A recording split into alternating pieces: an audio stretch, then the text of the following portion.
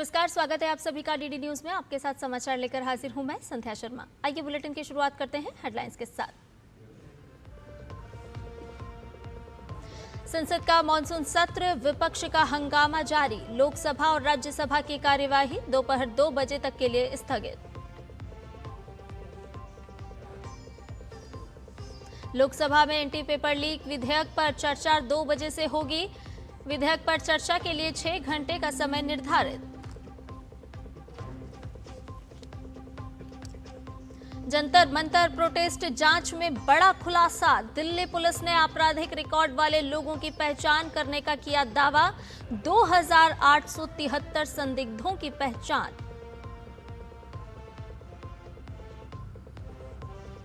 हिमाचल के पहाड़ों में हो रही बारिश से जनजीवन प्रभावित। चंबा समेत 5 जिलों में भारी बारिश का अलर्ट। कई जगह भूस्खलन, पेड़ गिरने की घटनाएं।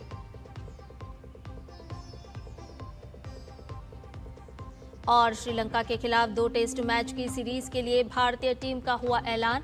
ऑलराउंडर रविंद्र जडेजा की वापसी, सारांश जैन के रूप में एकमात्र नया चेहरा।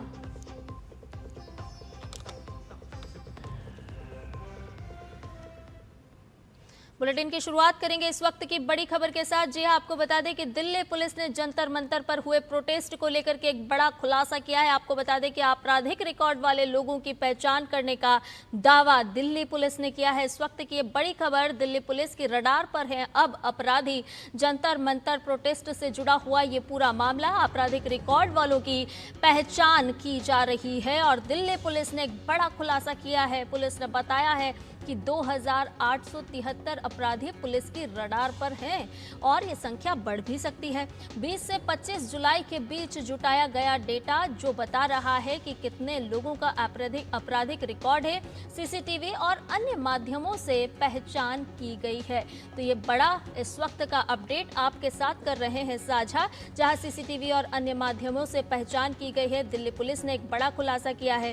कई लोगों पर पहले से गंभीर मामले दर्ज हैं और ये मामले छोटे मोटे नहीं हैं, बल्कि हत्या, लूट, डकैती समेत कई आपराधिक रिकॉर्ड हैं इन लोगों के। 989 लोगों का गंभीर आपराधिक रिकॉर्ड भी है। तो इस वक्त की ये बड़ी खबर आपके साथ हम कर रहे हैं साझा, जो कि दिल्ली पुलिस ने जंतर मंतर पर हुए प्रोटेस्ट से जुड़े हुए आंकड़े सामने किए हैं। कई संदिग्ध आदतन अपराधी पाए गए हैं इस पूरे मामले में। कुछ लोग प्रदर्शन स्थल पर बार बार पहुंच रहे थे और यहीं से शुरुआत हुई इनके आपराधिक रिकॉर्ड को खंगालने की। पुलिस कर रही है संदिग्धों की भूमिका की जांच, यानी कि ये जांच अभी भी जारी है। प्रदर्शन से संभावित संबंधों की पड़ताल भी की जा रही है, यानी कि कौन कौन लोग थे, किन किन से उनका संबंध था। तो आपको बता दें कि दिल्ली पुलिस ने जंतर मंतर पर हुए प्रोटेस्ट से जुड़ा हुआ एक बड़ा अपडेट साझा किया है और आपराधिक रिकॉर्ड वाले लोगों की पहचान करने का दावा दिल्ली पुलिस ने किया है। आइए इस खबर पर और ताज़ा अपडेट ले लेते हैं। हमारे साथ फोन लाइन पर जुड़ गए हमारे संवाददाता नीरज सिंह। नीरज, सबसे पहले तो इस पूरे मामले का अपडेट आपसे लेना चाहेंगे। दिल्ली पुलिस ने बड़े खुलासे किए हैं। देखिए, निश्चित तौर पर बड़ा खुलासा है और आप देखें कि 20 तारीख से लेकर 25 तारीख तक जंतर मंतर और उसके आसपास जब प्रोटेस्ट चल रहा था छात्रों का, तो उस प्रोटेस्ट में बड़ी संख्या में आदतन जो अपराधी हैं वो भी शामिल थे। आदतन अपराधी का मतलब ये है कि उनमें से कई अपराधी ऐसे थे जो कई बार क्राइम कर चुके थे। दूसरा, आप देखें कि दिल्ली पुलिस ने तमाम जो सीसीटीवी है उसके आधार पर इनकी पहचान करी थी। 100 से ज्यादा जो वीडियो फुटेज, खासतौर से मोबाइल और अलग अलग जगह जो मीडिया प्लेटफॉर्म है वहाँ उपलब्ध थी, उनके आधार पर उनकी जो पहचान है वो की गई और इसके साथ साथ ही फेस रिकॉग्निशन सिस्टम के तहत उन अपराधियों की जो पहचान है वो संभव हो पाई। अब दिल्ली पुलिस का ये कहना है कि इसमें ऐसे अपराधी भी थे जो जिनके ऊपर मर्डर का भी आरोप था, ऐसे अपराधी भी थे जिनके ऊपर छेड़छाड़ी का भी आरोप था, इसके अलावा डकैती के आरोप थे, रेप के आरोप थे, पास्को के केस थे। तो आप समझ सकते हैं कि किस गंभीर प्रवृत्ति के जो लोग थे और अपराधी थे वो छात्रों के साथ इस प्रोटेस्ट में शामिल थे। निश्चित तौर पर किसी बड़ी घटना को अंजाम दे सकते थे ये अपराधी, क्योंकि आदतन अपराधी थे ये। और दिल्ली पुलिस का ये कहना है कि इस पूरे मामले की वो जांच कर रही है, बारीकी से देख रही है कि क्या ये जो अपराधी थे, जो आरोपी हैं, क्या जेल से फरार थे या फिर कई बार ऐसा होता है कि अदालत उनको जमानत दे देती है और जमानत देने के बाद क्या ये वापस अदालत में इन्होंने अपनी पेशी करी थी या नहीं करी थी। तो ये कई तरह के सवाल हैं। दिल्ली पुलिस इस पूरे मामले में जांच कर रही है और मुझे लगता है कि ये गंभीर बात है और दिल्ली पुलिस ने बिल्कुल भी नीरज, बड़े गंभीर धैर्य के बात है साथ। क्योंकि ये जो आंकड़े आ रहे हैं, जो संख्या है वो छोटी मोटी नहीं है। 2873 अपराधी पुलिस की रडार पर हैं और उनमें से 989 लोग ऐसे हैं जिन पर गंभीर आपराधिक रिकॉर्ड है। बिल्कुल, और जिसका मैं जिक्र भी कर रहा था कि मर्डर के हैं, अटेम्प्ट टू मर्डर के आरोप हैं, रेप के आरोप हैं, आप देखें कि छेड़खानी के आरोप हैं, महिलाओं के साथ दुर्व्यवहार के आरोपी हैं, पास्को के आरोपी हैं जो नाबालिग बच्चों के साथ दुर्व्यवहार करते हैं। तो निश्चित तौर पर गंभीर आरोप हैं और चूंकि इस प्रोटेस्ट में देश के अलग अलग हिस्सों से भी जो लोग थे वो इसमें शामिल हुए थे। अब दिल्ली पुलिस आइडेंटिफाई कर रही है कि ये लोग कहाँ-कहाँ के रहने वाले हैं, इनके ऊपर और कौन-कौन से केस चल रहे हैं, अदालत में इन केसों की क्या स्थिति है। सबसे बड़ी जो जानकारी दिल्ली पुलिस के सामने यही आनी चाहिए कि अदालतों में वर्तमान पोजीशन इन आरोपियों की क्या है। उसके बाद दिल्ली पुलिस निश्चित तौर पर जो अपने कदम है, कानून की जो प्रक्रिया है उसके तहत उठाएगी। लेकिन एक गंभीर सवाल है और दिल्ली पुलिस ने कम से कम इनको पहचान करके सभी लोगों के सामने ये तथ्य पेश किए हैं कि इस प्रोटेस्ट में अपराधी किस्म के जो लोग हैं वो भी शामिल थे। नीरज, इसके अलावा पुलिस रिपोर्ट में और क्या-क्या तथ्य इस वक्त निकल करके सामने आए हैं? कोई अपडेट इस वक्त आपको मिला है कि कौन-कौन से इलाके के ये अपराधी हैं? ज्यादातर जो हैं आदतन अपराधी यहाँ पर नजर आ रहे हैं, लेकिन क्या हिंसा प्रभावित इलाकों से जुड़ाव इनका नजर आता है? देखिए, दिल्ली पुलिस अभी जैसा मैं बता रहा था कि आइडेंटिफाई कर रही है कि कौन कौन से इलाके के रहने वाले हैं। ये इनका जरूर पता लग गया है कि ये 2800 से ज्यादा ऐसे अपराधी हैं जिनमें करीब करीब 950 के करीब गंभीर अपराध के आरोपी हैं। और दिल्ली पुलिस बहुत ज्यादा जानकारी शेयर नहीं कर रही क्योंकि दिल्ली पुलिस का ये भी कहना है कि अगर बहुत ज्यादा जानकारी इन अपराधियों के बारे में शेयर कर दी गई तो हो सकता है कि ये अपराधी भाग जाए या कहीं छुप जाए। यही कारण है कि बहुत ज्यादा जानकारी नहीं बता रही है। लेकिन हाँ, दिल्ली पुलिस का ये कहना है कि देश के अलग अलग हिस्से से यहाँ पर जो लोग हैं वो पहुंचे थे। इसमें अपराधी भी हैं, दिल्ली के भी लोग बड़ी संख्या में हैं, ऐसे आदतन अपराधी है, वो भी इस प्रोटेस्ट में थे। और इसके अलावा देश के अलग अलग जो हिस्से हैं, चाहे हम यूपी की बात करें, हरियाणा की बात करें, मध्य प्रदेश की बात करें, तो वहां से भी जो लोग आए थे उनमें भी कई सारे लोग आइडेंटिफाई हुए हैं कि ये अपराधी है। क्योंकि दिल्ली पुलिस के पास एक फेस रिकॉग्निशन सिस्टम है जिसमें अपराधियों की एक तरीके से तमाम जो डाटा है वो मौजूद रहता है। और जब किसी भी अपराधी को सीसीटीवी के माध्यम से उसके फेस को उस डाटा के साथ मैच किया जाता है तो उसका पूरा का पूरा जो हिस्ट्री है उस अपराधी की निकल आती है। आप सपोज करिए कि अगर मेरा डाटा उसमें डाला जाएगा तो अगर मेरे ऊपर कोई क्राइम नहीं है तो उसमें कोई भी जानकारी निकलकर सामने नहीं आएगी। लेकिन जैसे ही किसी अपराधी का फोटो उस डाटा से मैच कराया जाएगा तो उस अपराधी ने कहाँ कहाँ किस किस इलाके में किस किस राज्य में किस किसके साथ क्या क्या अपराध किया है वो तमाम जानकारी निकलकर सामने आ जाएगी। अब दिल्ली पुलिस अगला स्टेप यही उठा रही है कि वो ये पता करने की कोशिश कर रही है कि इन अपराधियों के खिलाफ जो केस की जो स्थिति है वो अदालत में क्या है, उसके बाद ही दिल्ली पुलिस अगला कदम उठाएगी। चलिए, बहुत धन्यवाद नीरज, तमाम जानकारी इस वक्त हमसे साझा करने के लिए।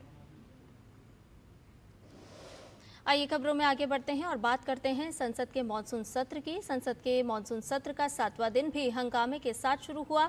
लोकसभा और राज्यसभा दोनों में ही विपक्ष का हंगामा जारी रहा। विपक्ष के इसी हंगामे के चलते दोनों सदनों की कार्यवाही दोपहर 2 बजे तक के लिए स्थगित कर दी गई। लोकसभा में आज 2 बजे से प्रश्न पत्र लीक और परीक्षाओं में अनुचित साधनों के इस्तेमाल से जुड़े अपराधों के खिलाफ सख्त प्रावधान वाले लोक परीक्षा अनुचित साधन निवारण संशोधन विधेयक 2026 पर चर्चा होगी। विधेयक पर 6 घंटे से अधिक समय तक चर्चा होने वाली है। विधेयक को सोमवार को प्रधानमंत्री कार्यालय में राज्य मंत्री डॉक्टर जितेंद्र सिंह ने लोकसभा में पेश किया था।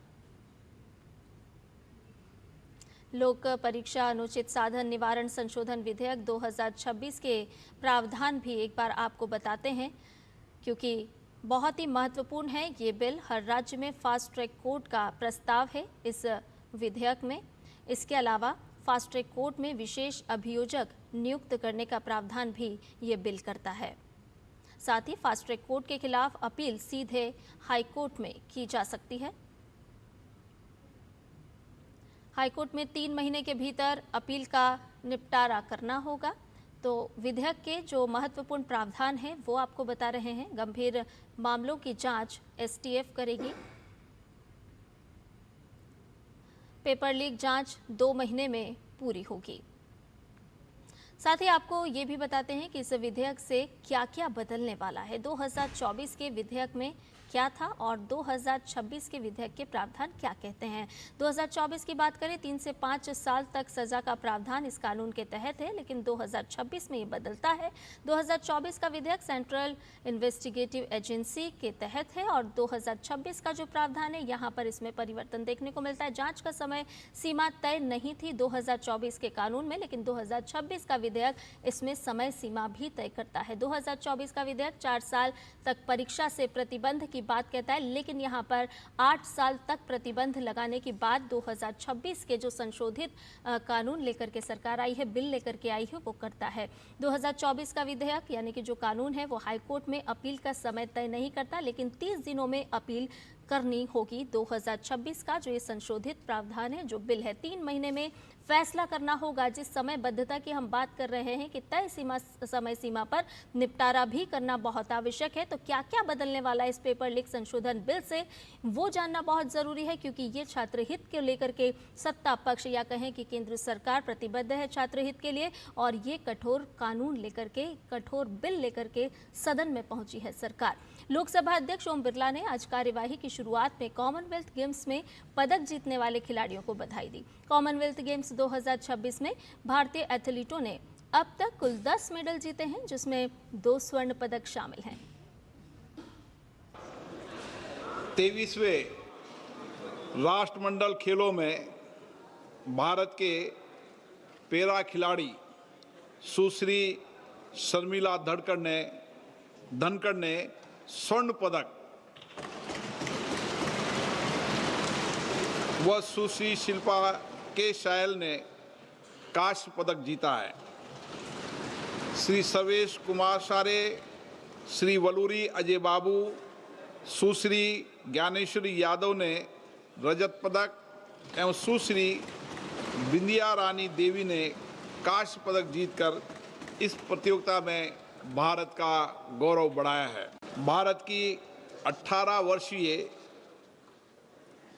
क्वेश खिलाड़ी सुश्री अनाथ सिंह ने कनाडा में वर्ल्ड जूनियर स्क्वैश चैंपियन 2026 खिताब जीतकर ऐतिहासिक उपलब्धि हासिल की है। मैं सदन की ओर से देश की मान बढ़ाने वाले सभी खिलाड़ियों को उनके योगदान के लिए एवं टीम इंडिया कोच सबको, परिवारजनों को हार्दिक बधाई देता हूं, शुभकामनाएं देता हूं। वहीं उच्च सदन यानी कि राज्यसभा की कार्यवाही की बात की जाए तो राज्यसभा में भी आज 2 विधेयक चर्चा और पारित किए जाने के लिए सूचीबद्ध हैं। उच्च सदन में राष्ट्र गौरव अपमान निवारण संशोधन विधेयक 2026 और सूक्ष्म लघु और मध्यम उद्यम विकास संशोधन विधेयक 2026 पर चर्चा की जाएगी। आपको बता दें कि उच्च सदन में राष्ट्र गौरव अपमान निवारण संशोधन विधेयक 2026, जिसमें राज्यसभा में 24 जुलाई को ये बिल पेश किया गया था, गृह राज्य मंत्री नित्यानंद राय ने इस बिल को पेश किया था। इस पर चर्चा आज के विधायी कामकाज में सूचीबद्ध है। विधेयक पर आज राज्यसभा में चर्चा होनी है। हालांकि राज्यसभा का जो शुरुआती घंटा था, पहला घंटा था, वो विपक्ष के हंगामे के चलते सुचारू रूप से नहीं चल पाया। इस बिल के पारित होने के बाद कानून में बड़ा बदलाव होता हुआ नजर आएगा, क्योंकि वंदे मातरम को राष्ट्रगान जैसा संरक्षण ये संशोधित विधेयक देता है। राष्ट्रीय गीत के अपमान पर कड़ी कार्रवाई का प्रावधान भी यहाँ पर किया जाता है। वहीं सूक्ष्म लघु और मध्यम उद्यम विकास संशोधन विधेयक 2026 को केंद्रीय मंत्री जीतन राम मांझी चर्चा के लिए रखेंगे। इस विधेयक के माध्यम से सूक्ष्म लघु और मध्यम उद्यम विकास अधिनियम 2006 में संशोधन किए जाएंगे। आपको बता दें कि इस विधेयक के माध्यम से एमएसएमई कानून में बड़े बदलाव किए जाएंगे। तो राज्यसभा में 2 अहम विधेयक आज सूचीबद्ध हैं और एमएसएमई कानून जो है वो बड़े बदलाव की बात करता है। एमएसएमई संशोधन विधेयक पर राज्यसभा में चर्चा सूचीबद्ध है। विधेयक के जरिए 2006 के कानून में अहम बदलाव होंगे। ईज ऑफ डूइंग, जिस पर सरकार का लगातार जोर है, ईज ऑफ डूइंग बिजनेस को बढ़ावा मिलता हुआ नजर आएगा। एमएसएमई कानून में बड़े बदलाव किए जाने की बात यहां पर की जा रही है। देरी से भुगतान पर सख्त प्रावधान और इसके अलावा छोटे उद्योगों की रिकवरी आसान होगी। ऑनलाइन विवाद समाधान को बढ़ावा मिलता हुआ भी नजर आएगा। तो एमएसएमई कानून में बड़े बदलाव के लिए आज जो संशोधित बिल है वो चर्चा के लिए यहाँ पर समय सूचीबद्ध किया गया है। हालांकि हमने देखा कि राज्यसभा में अब 2 बजे से फिर से कार्रवाई की शुरुआत होगी। आज सुबह संसद की कार्यवाही शुरू होने से पहले एनडीए सांसदों की बैठक मंगल मिलन का आयोजन हुआ। इस बैठक में प्रधानमंत्री नरेंद्र मोदी ने हिस्सा लिया। इसमें एनडीए के लोकसभा और राज्यसभा के सांसद शामिल रहे। ये मीटिंग पार्लियामेंट्री लाइब्रेरी बिल्डिंग में हुई। बैठक में संसद सत्र के दौरान की रणनीति, जरूरी विधेयकों को पेश करने और उन्हें पारित कराए जाने के लिए आम सहमति और समन्वय को लेकर चर्चा हुई। इसमें खास रहा टीएमसी के बागी सांसद का भी बैठक में शामिल होना। टीएमसी की बागी सांसद और अब एनडीए की एमपी सयानी घोष पहली बार एनडीए मंगल मिलन बैठक में शामिल हुई। इस दौरान डीडी न्यूज से एक्सक्लूसिव बातचीत करते हुए सयानी घोष ने कहा कि एनडीए की बैठक में शामिल होना उनके लिए पहला अनुभव बेहद बढ़िया रहा। इसके साथ ही उन्होंने बताया कि पीएम मोदी ने फ्री ट्रेड एग्रीमेंट पर चर्चा की। पहले टीएमसी और अब एनडीए की सांसद सयानी घोष हमारे साथ बातचीत के लिए मौजूद हैं, जो अभी एनडीए मंगल मिलन बैठक में पहली बार शिरकत कर डीडी न्यूज से एक्सक्लूसिव बातचीत कर रही हैं। कैसा रहा अनुभव, पहली बैठक की? बहुत अच्छा अनुभव रहा। मैं पहली बार की सांसद भी हूँ, तो उस हिसाब से ऐसे कार्यक्रम होते हैं तो देश के विजन के साथ हम जुड़ते हैं। So it was a great experience. प्रधानमंत्री जी का संबोधन वहाँ पर रहा, किन किन मुद्दों पर उन्होंने चर्चा की? आज तो एफटीए पे चर्चा हुई विस्तारित रूप से, और उसके साथ साथ ब्लू इकोनॉमी पे भी चर्चा हुई।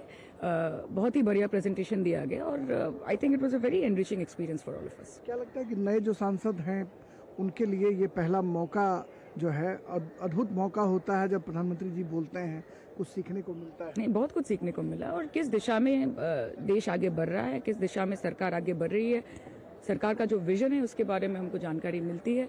तो आई थिंक एनरिचिंग है और एक्साइटिंग है। और जिस तरह से आज हम जो भी सांसद है, हम सबको अलग से संबोधन किया गया, हमको अच्छा लगा। नीट और जेएनजी पर भी कुछ चर्चा हुई क्या? आज वो तो सदन के अंदर होगा और मैं आशा करूंगी कि सकारात्मक चर्चा हो। सयानी घोष जो फिल्म एक्ट्रेस भी हैं, सिंगर हैं और पहले ममता बनर्जी की बड़ी पैरोकार थी, अब एनडीए की सांसद बन चुकी हैं। उन्होंने साफ तौर पर कहा कि प्रधानमंत्री का संबोधन बेहद रोचक रहा और बहुत कुछ इस बैठक में सीखने को मिला। कैमरामैन नवीन के साथ संसद भवन से मैं राजेश राज, डीडी न्यूज के लिए। इधर पंजाब में कथित पेपर लीक और परीक्षा में अनियमितताओं को लेकर सियासत तेज हो गई है। राज्यसभा सांसद स्वाति मालीवाल ने पंजाब सरकार पर गंभीर आरोप लगाए हैं। मालीवाल का दावा है कि पिछले 5 वर्षों में 6 बार पेपर लीक हुए, कई परीक्षाओं में चीटिंग हुई, लेकिन सरकार इस सब पर चुप्पी साधे हुए है। उन्होंने आम आदमी पार्टी के राष्ट्रीय संयोजक अरविंद केजरीवाल और पंजाब के मुख्यमंत्री भगवंत मान को भी निशाने पर लिया। सुनिए स्वाति मालीवाल ने क्या कुछ कहा है। पंजाब में पिछले 5 सालों में 6 बार पेपर लीक हुए हैं, मैसिव स्केल पे चीटिंग हुई है एग्जाम्स में, और अरविंद केजरीवाल जी जो पंजाब के सुपर सीएम बन के बैठे हैं, वो इस बात पे बिल्कुल चुप्पी ठान के बैठे हैं। और जो वहाँ के मुख्यमंत्री हैं भगवंत मान जी, जो कि पूरा दिन शराब के नशे में डूबे रहते हैं, वो मदहोशी में बातें कर रहे हैं, कह रहे हैं कि जी ऐसा तो कुछ हुआ ही नहीं, जबकि इतने सारे लोग वहाँ पे खुद प्रोटेस्ट कर रहे हैं। बुलेटिन में खबरें और भी हैं, लेकिन फिलहाल रुकने एक छोटे से ब्रेक के लिए जल्द हाजिर होंगे।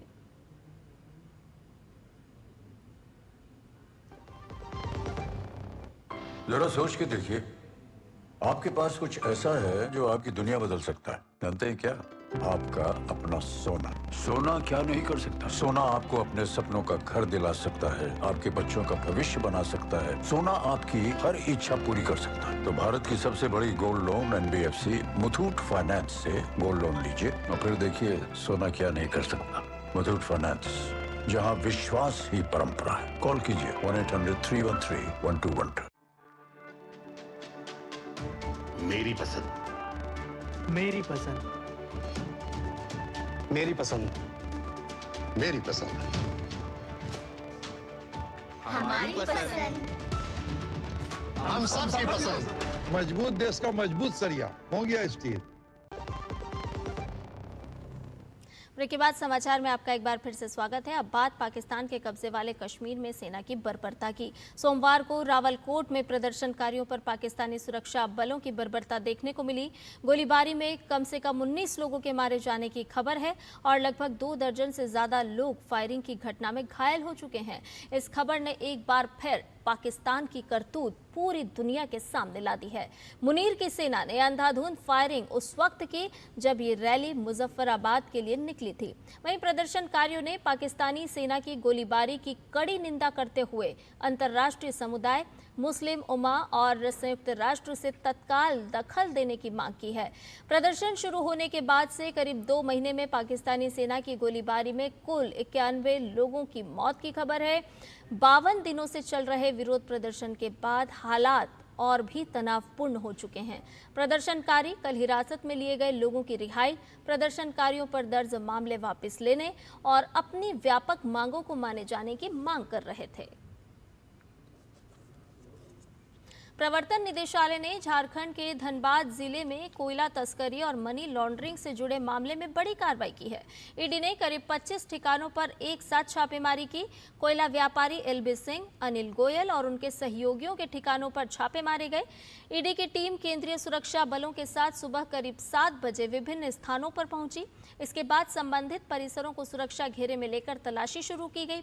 तलाशी के दौरान ईडी की टीम वित्तीय लेन देन से जुड़े दस्तावेज, बैंक रिकॉर्ड, संपत्ति संबंधी कागजात, mobile phone, laptop, hard disk और अन्य डिजिटल उपकरणों की जांच कर रही है।